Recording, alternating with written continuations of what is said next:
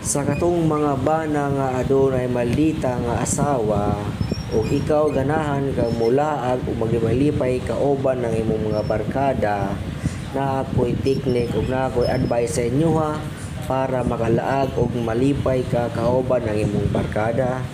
Muadto ka sa imong barkada ug di ka mananghid sa imong asawa nga maldita.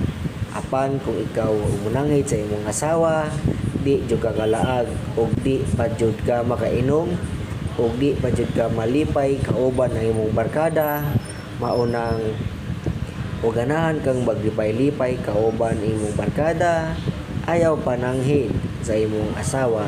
Kay og mananghid ka, bunog ka, patay ka, di pa jud ka makalaag. Maunang kamong mga bana nga naay maldita nga asawa, ayaw mo patunto sa ilang mga desisyon, kay kana maoy makapadaot sa imuhang kaugalingon.